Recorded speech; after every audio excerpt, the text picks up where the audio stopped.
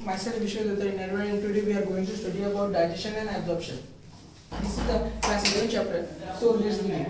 हे chapter start करण्याच्या आधी आपण काही बेसिक कन्सेप्ट आहेत ते काही आधी माहीत करून घेऊया. तर फर्स्टली आपल्याला माहिती जे फूड असते ते आपल्या लाईफसाठी खूप इम्पॉर्टंट असते, कारण की ते आपल्याला न्यूट्रिशन आणि प्रोव्हाइड करते.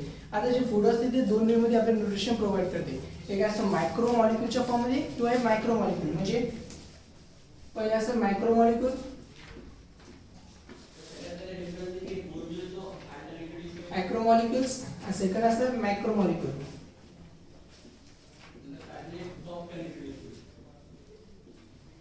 आता जे मॅक्रोमॉलिक्यूल असतात ते असे मॉलिक्यूल असतात जे आपल्या बॉडीला काही जास्त अमाऊंटमध्ये काही गरजेचे नसते, म्हणजे आपल्या बॉडीला खूप लेस अमाऊंटमध्ये त्यांची नीड असते.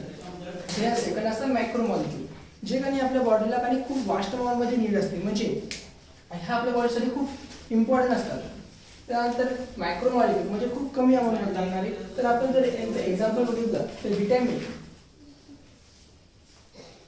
अँड मिनरल्स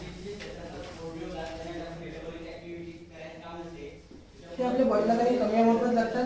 आणि मायक्रोमॉलिक्यूल म्हणजे कार्बोहायड्रेट,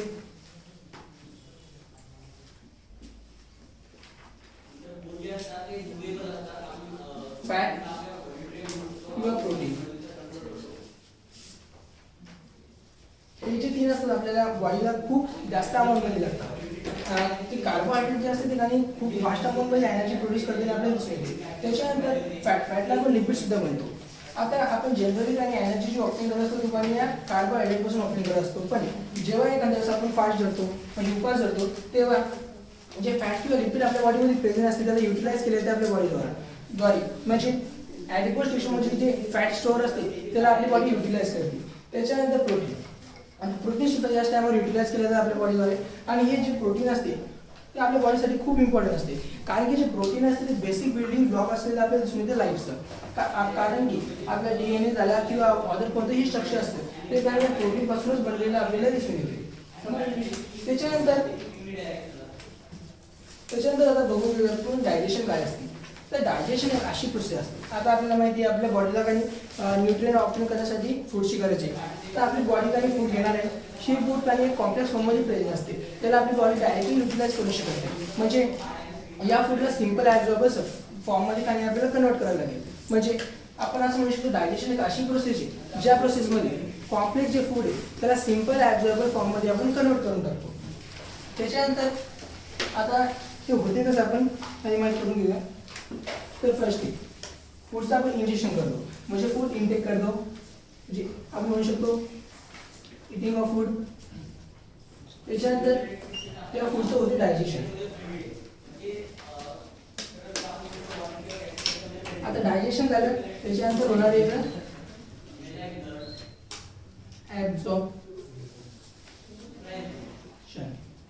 ॲब्झॉर्प्शन झालं त्याच्यानंतर होणार आहे असिमिलेशन.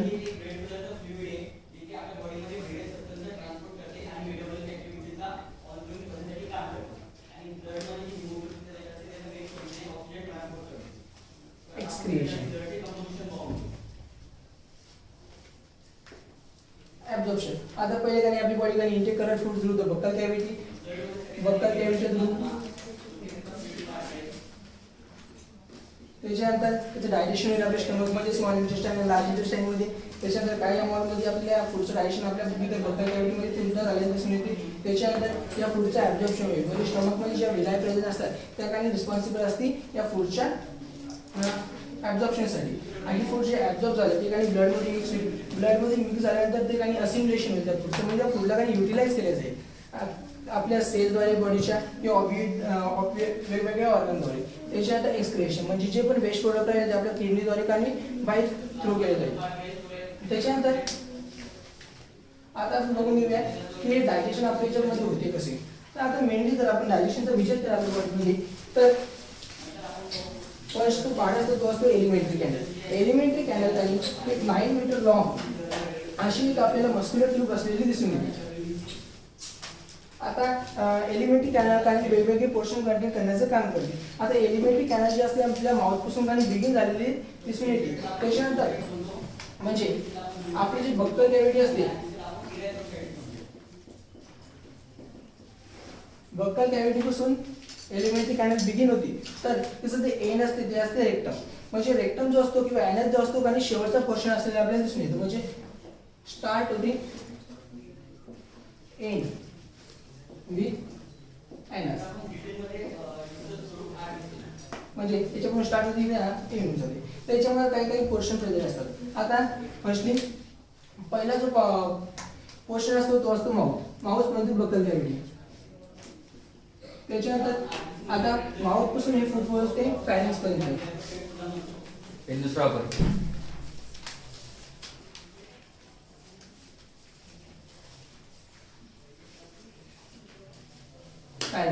फॅरिंग्स पासून फॅरिंग्स पासून आपल्याला हे पोहोचलेलं दिसून येते आपल्या ओसोफॅगस पर्यंत.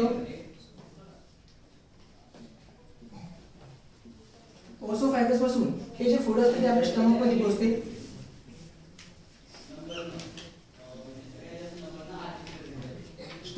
स्टमक नंतर हे फूड जे असते ते काही आपल्या स्मॉल इंटेस्टाइन मध्ये पोहोचते.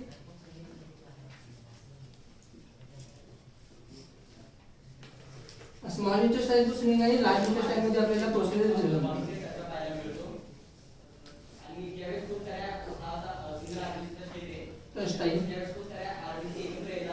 इंटेस्टाइन लार्ज इंटेस्टाइन पासून तो पोहोचतो ॲनस पर्यंत. म्हणजे ॲनस पासून जे फूड असते ते काही आपल्या बॉडीच्या बाहेर फेकले आहे. आता याचे सुद्धा काही वेगवेगळे टाईप पडतात.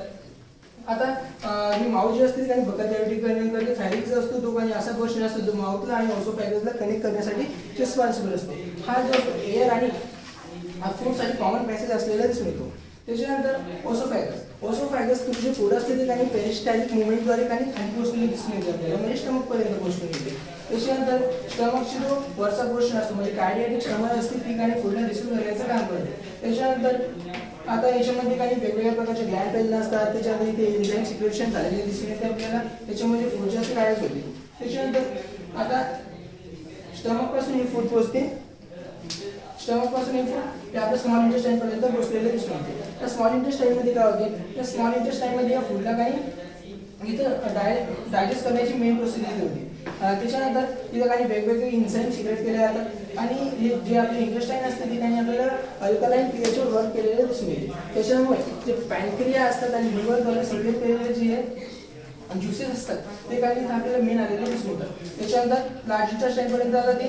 त्याच्यानंतर लार्ज इंटेस्टाइन मध्ये वाटर येते आणि ॲब्झॉर्प्शन आपल्याला झालेलं दिसून येते. त्याच्यानंतर ॲनस थ्रू काही आपल्याला जे फूड असते अनडायजेस्टेड फूड ते काही बाहेर पडलेलं दिसून येते. त्याच्यानंतर आता आपण बघणार आहे बक्कल कॅव्हिटी इन डिटेल.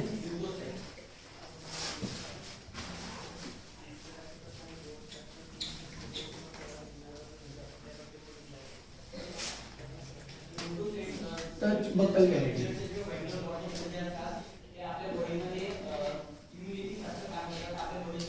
आता बक्कल कॅव्हिटी जे असते वेगवेगळे पोर्शन कंटेन करण्याचं काम करते. म्हणजे ही पेलेट कंटेन करण्याचं काम करते.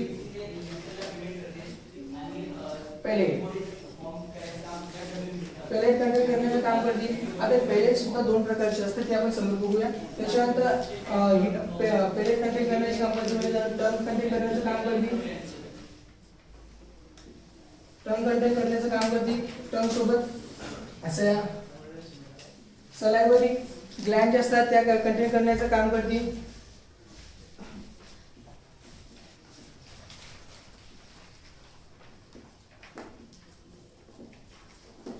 याचे सुद्धा तीन प्रकार असतात ते आपण समजून बघून घेऊया.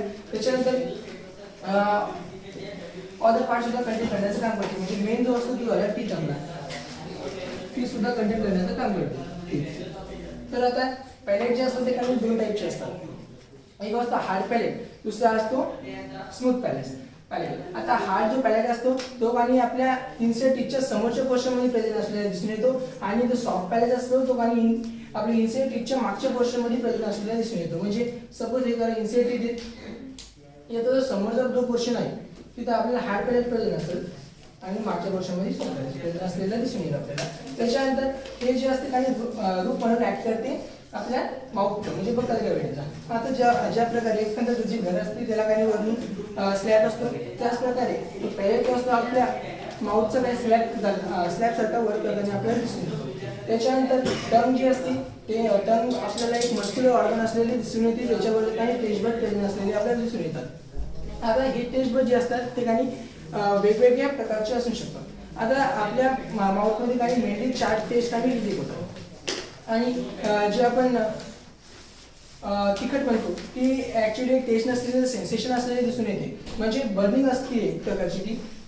त्याच्यानंतर हा काही फ्लोअर बनवून होतो, म्हणजे पेलेट झाला, हा प्रूफ झाला आणि टंग जे असते आपल्या माउथची काही आपली फ्लोअर झालेली आपल्याला दिसून येते.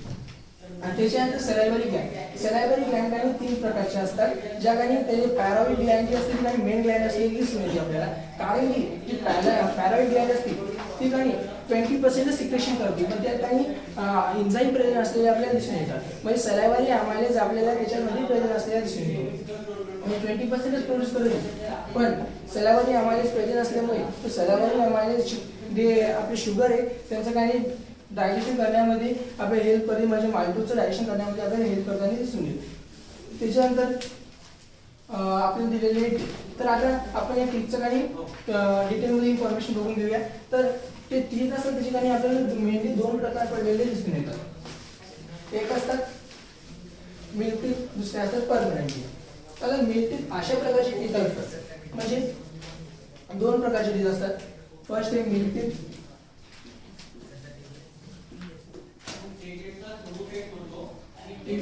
second one is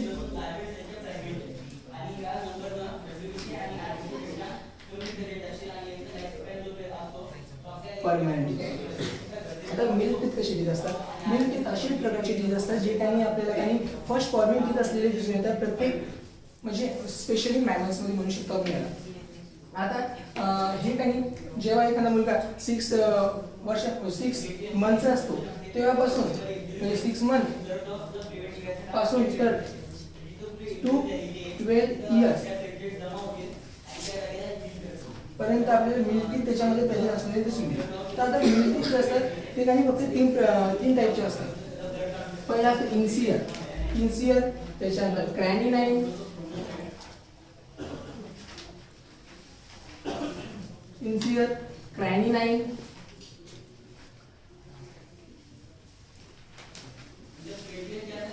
कॅनिनाइन आणि थर्ड वन आपल्याला दिसून येतो इन्सियर, कॅनिनाइन आणि मोलार.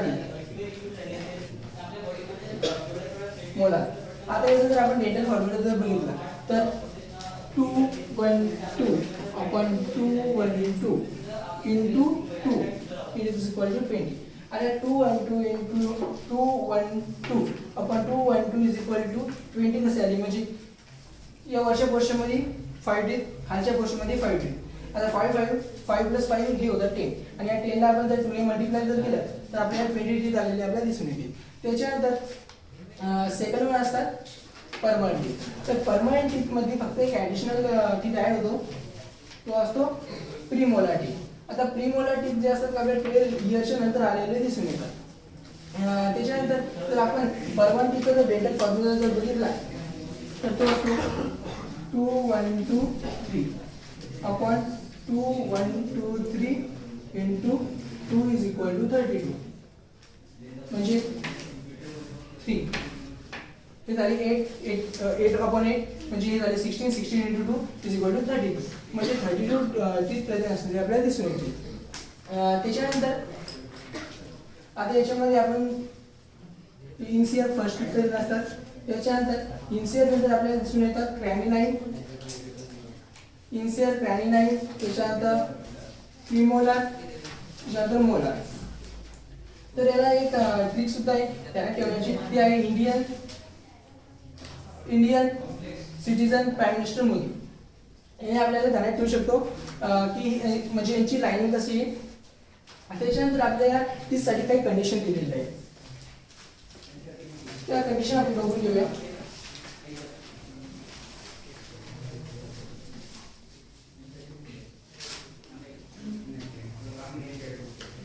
पहिली कंडिशन दिलेली आहे आपल्याला डिप्लोडंट.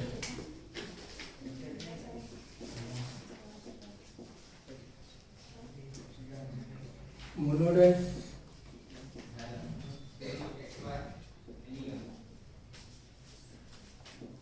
थिकोडंट आणि हेटरोडंट.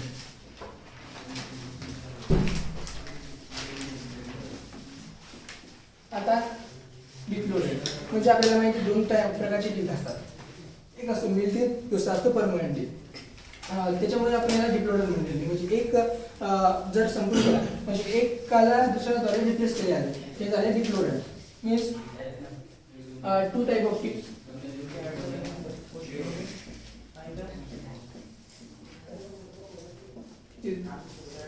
Milk and permanent.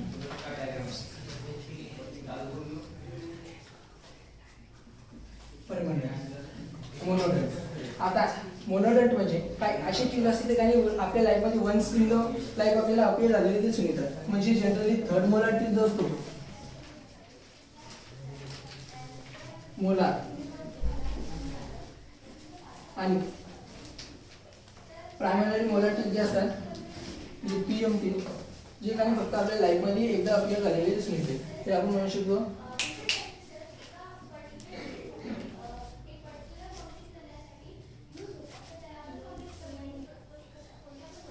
Second one दिलेले आपल्या मोनोडेंट. मोनोडेंट म्हणजे काही अशी टाईपची टीथ असतात जे काही आपल्या लाईफमध्ये काही दोनदा अपियर झालेले दिसून येतात. म्हणजे आपल्या थर्ड मोलार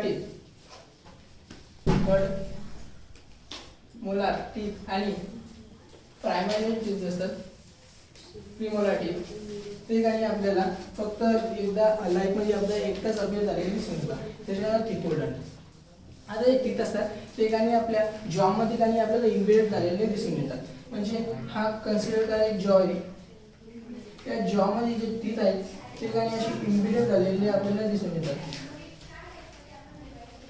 या प्रकारे ते टीथ असतात ते आपल्याला या प्रकारे जे टीथ असतात ते काही आपल्या जॉमध्ये इम्बेडेड झालेले दिसून येतात. त्याला आपण थिकोडेंट कंडिशन म्हणून आहे. त्याच्यामुळे आपण म्हणू शकतो द टीथ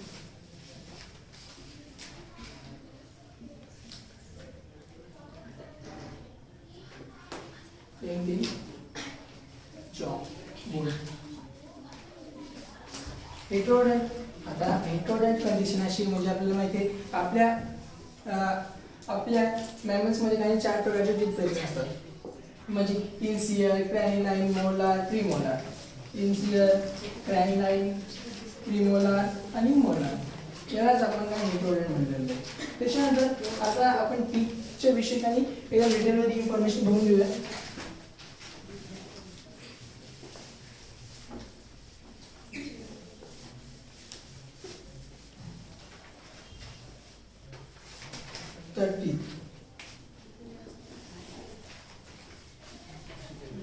आता आपण टीथचं स्ट्रक्चर बघितलं आणि स्ट्रक्चर ड्रॉ करून घेतलं.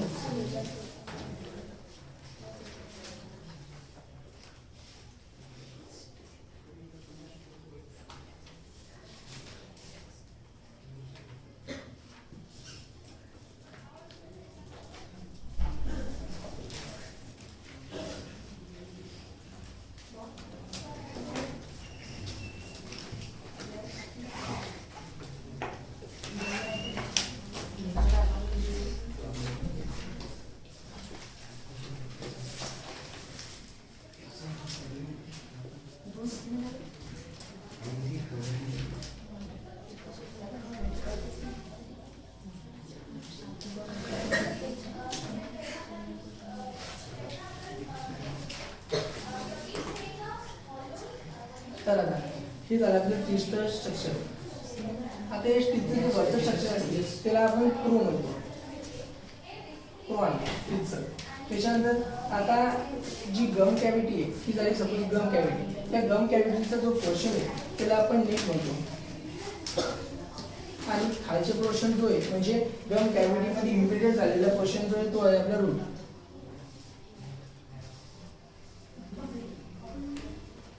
हा झाला रूटचा पोर्शन.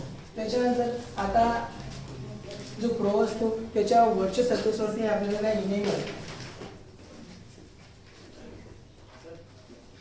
इनेमल प्रेझेंट असलेल्या या वरच्या सरफेसवरती आपल्याला दिसून येतो.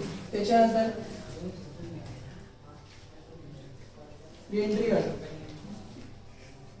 एंड्रियल या इथे आपल्याला प्रेझेंट असलेला दिसून येतो. या रिजनमध्ये आपल्याला म्हणजे हा जो डार्क केलेला जो पोर्शन आहे या रिजनमध्ये आपल्याला पल कॅव्हिटी ती प्रेझेंट असलेली दिसून येते. त्याच्यानंतर इथे सिमेंटिंग मटेरियल प्रेझेंट असते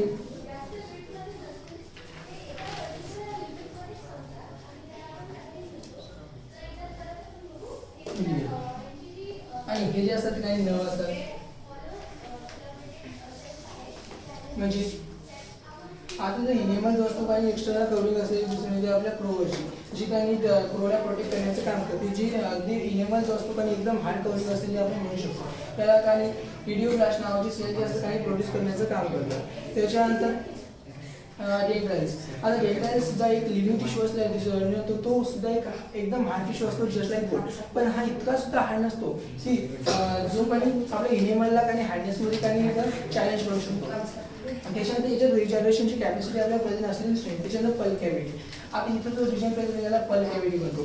तर पल्प कॅव्हिटी जी असते काही ब्लड वेसल चांगले करण्याचं काम करते. आता जे ब्लड वेसल जे असतात ते काही याला न्यूट्रिएंट प्रोव्हाइड करण्याचं काम करते पिंपला, आणि जे नर्व जे असतात आपल्या त्या नर्व आणि सेन्सेशनसाठी रिस्पॉन्सिबल असलेले दिसून येते. त्यांच्या सिमेंटिंगमध्ये आता या टीथला आपल्या या पर्टिक्युलर जॉमध्ये म्हणजे गममध्ये फिक्स करण्यासाठी जिथं सिमेंटिंग मटेरियल आपल्याला प्रेझेंट असलेलं दिसून येते. त्याच्यानंतर सिमेंटिंग मटेरियल आपल्याला इथं प्रेझेंट असलेलं दिसून येते. त्याच्यानंतर आता हा जिथून झाला निघतो. त्याच्यानंतर आता आपण जर टीथविषयी पुन्हा इन्फॉर्मेशन बघितली तर ते टीथचं मेन फंक्शन जे असतं ते काही मास्टिकेशन ऑफ फूड असलेलं दिसून येते. म्हणजे फूडला एकदम ते काही चेविंग करून बारीक करण्याचं काम करताना आपल्याला दिसून येतं. तर हे झाले आपल्या टीथबद्दलची इन्फॉर्मेशन. तर थँक्यू.